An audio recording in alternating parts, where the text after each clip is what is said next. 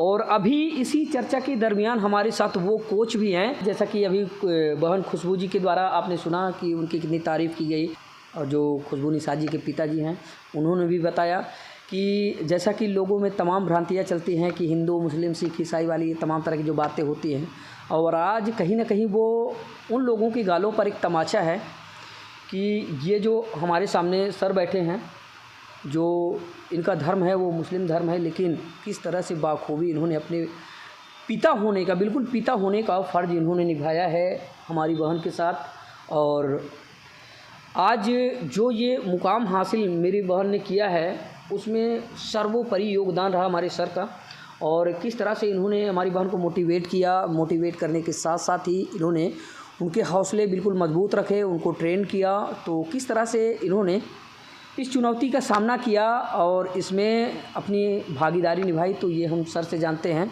तो सर आप अपना परिचय बताएं, और परिचय के साथ साथ ही जो है दर्शकों को बताएं कि किस तरह से आपने इस बड़ी जो है मतलब कि जो मंजिल थी उसके मुकाम को आपने हासिल करने में महारत हासिल की।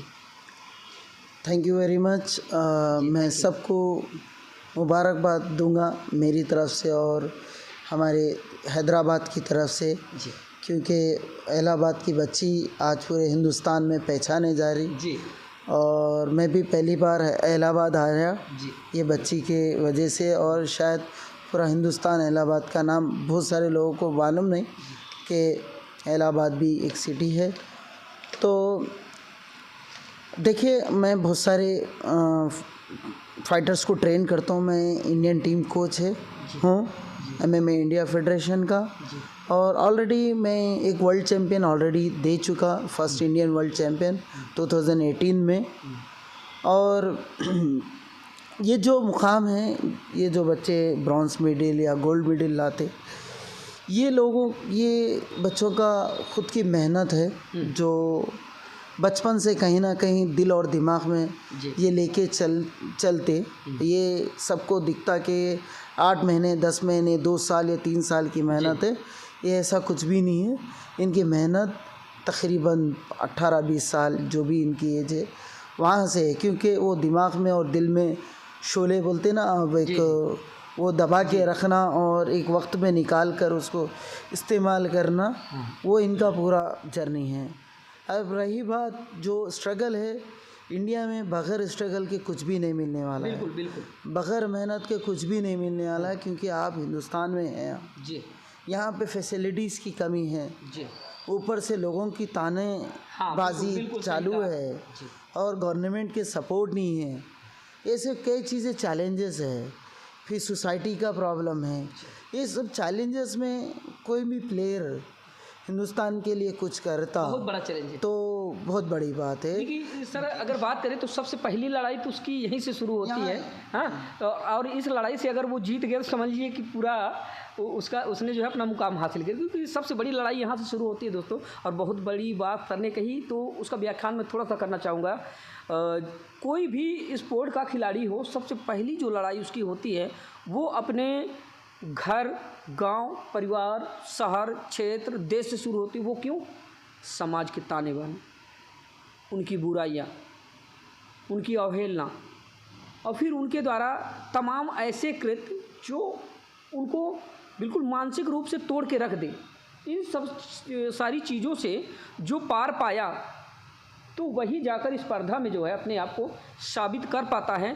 तो सर ने जैसा कि बताया, और इस सही हकीकत में ये बात 100% सत्य है कि सबसे पहले तो आप यहाँ पर लड़ाई लड़ेंगे, जब इस लड़ाई से आप विजयी होते तब आप वहाँ जो है जा पाते हैं। तो ये आपने सुना, और बातों का सिलसिला जारी रखते हैं। और सर बताएं, जैसा कि ये कितनी बड़ी चुनौती थी आपके लिए जिसमें आपने पारंगत पाई? देखिए, मैं as a Indian team coach तकरीबन 2015 से मैं काम कर रहा हूँ जी, और मैं इंडिया का मिक्स मार्शल आर्ट्स के एथलीट्स को सिर्फ 10 सेकंड से ज़्यादा नहीं टिकते हुए देखा मैं इंटरनेशनल प्लेटफॉर्म में, सिर्फ 10 सेकंड। जी, बाज़ खुद ऐसे फाइट्स होते थे कि मैं बच्चे को बाहर अंदर छोड़ कर आया और नीचे उतरे तक गेम ख़त्म और हमारा बच्चा हार गया। आज ऊपर वाले का करम है, ये बच्चों की मेहनत है। आज हिंदुस्तान कुछ ना कुछ वहाँ पे कर खेल कर और मेडल लेके आ रहा, ये बहुत बड़ी बात है। और इन लोगों की जो मेहनत है, दिन में 6 से 8 घंटे ये लोग ट्रेनिंग करते, और ऊपर वाले की देन जो खाना है, सब खाना सबकी किस्मत में नहीं होता।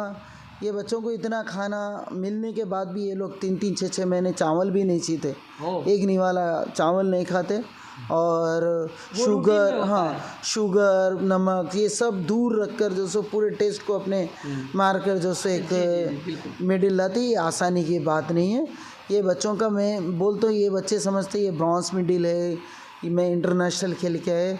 मेरी नज़र में बच्चा वहाँ पे प्लेटफॉर्म में जाना हिज गोल्ड मेडल है, ये रियल चैम्पियन है, रियल वॉरियर है। तो इनको हम सलाम करते, और ऐसे कई बच्चे हैं मेरे पास जो पूरी इंडिया से आके ट्रेनिंग करते।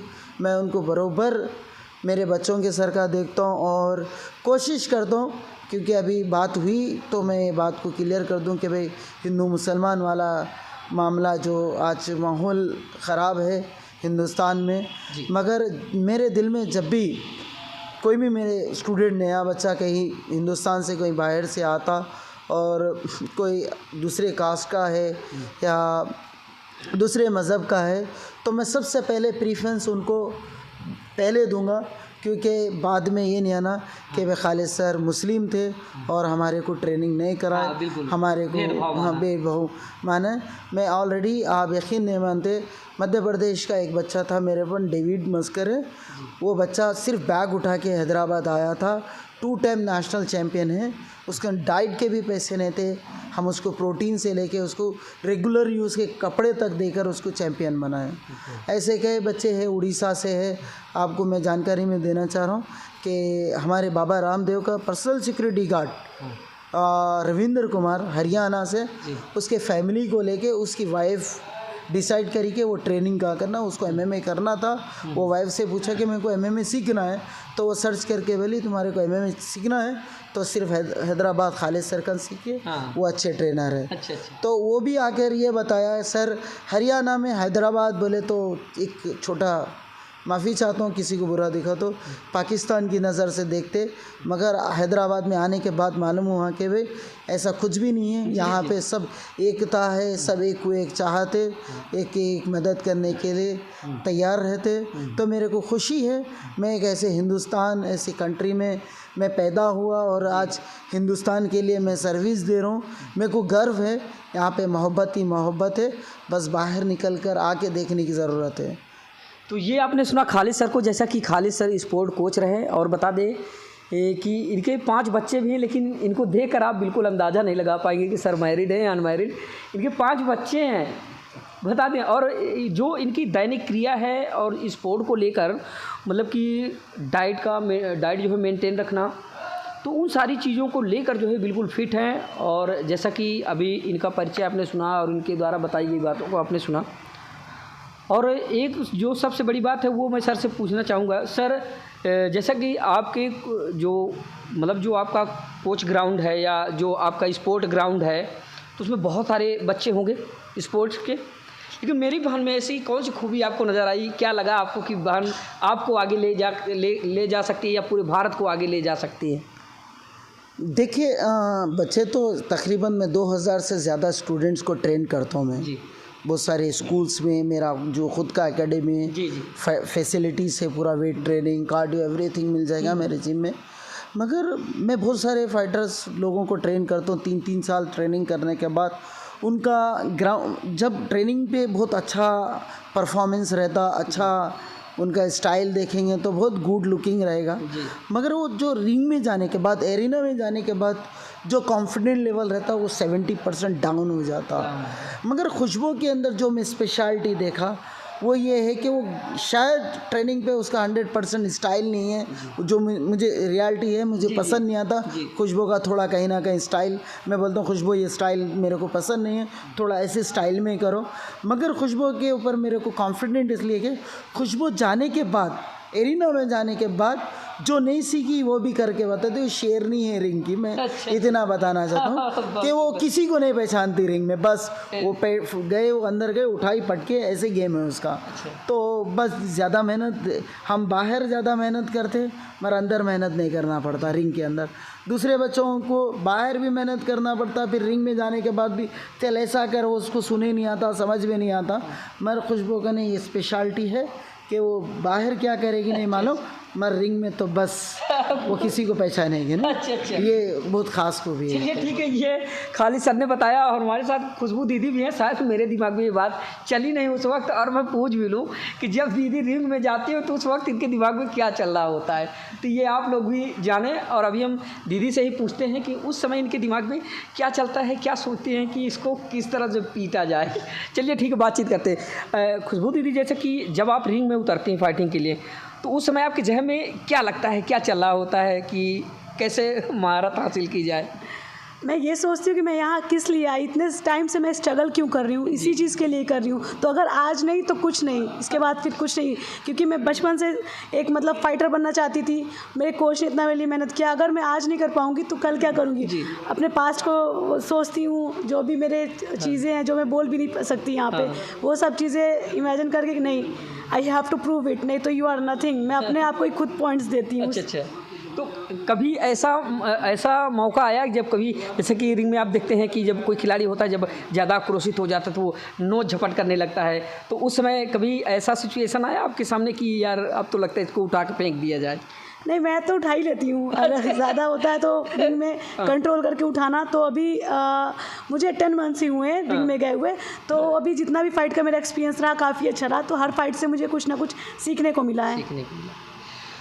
तो चलिए ठीक है, ये आपने सुना, जैसा कि हमने आपको बताया कि इस वक्त हम संगम नगरी प्रयागराज में मौजूद थे, और अभी जो हमारी बहन है, भारत की बहादुर बेटी खुशबू निषाद जी, जिन्होंने अभी हाल ही में आपको बताया कि एशियाई गेम्स से जो है कांस्य पदक लेकर भारत आई और पूरे भारत का मान बढ़ाया, पूरे भारत का जो गौरव था उनको जो है कायम रखा, बनाए रखा। और एक बार हम कैमरामैन से कहेंगे थोड़ा सा इन दीवारों का अवलोकन करवा दें जूम करके। ये आप देख सकते हैं, ये इनके स्पोर्ट टाइम की सारी तस्वीरें हैं, और तमाम तरह के जो नेता और जो और प्रोत्साहन देने वाले जो लोग हैं, सम्मानित गण हैं, तो वो इनको प्रोत्साहित करते नज़र आ रहे हैं। बहुत सारी ये इनके आवास में जो है ये आप देख सकते हैं फ़ोटो वगैरह यहाँ पर हैं। और इधर की भी बात करें तो इधर आप देख सकते हैं, ये जो है वो बहादुर पिता हैं जिन्होंने अपनी बेटी पर भरोसा जताया, और भरोसा जताते हुए इस मुकाम तक पहुँचने का एक सुनहरा अवसर दिया। तो मैं उनको भी सलाम करना चाहता हूँ। तो इस तरह से आज आपने खुशबू निषाद जी के साथ साथ उनके जो स्पोर्ट कोच हैं उनको आपने सुना। तो आशा करता हूँ ये खबर आप लोगों को पसंद आई होगी। तो कमेंट करके आप ज़रूर बताएं कि ये खबर आपको कैसी लगी, और हमारे जो भारत की हमारी जो बहादुर बेटी हैं खुशबू दीदी, तो उनके लिए एक प्यारा सा कमेंट करके उनका हौसला अफजाई करें। तो इस तरह की तमाम खबरें देखने के लिए बने रहिए हमारे साथ, देखते रहिए दर्शक न्यूज़ 24 अपने सहयोगी राहुल भारतीय के साथ। मैं आर के निषाद, हर खबर आप तक।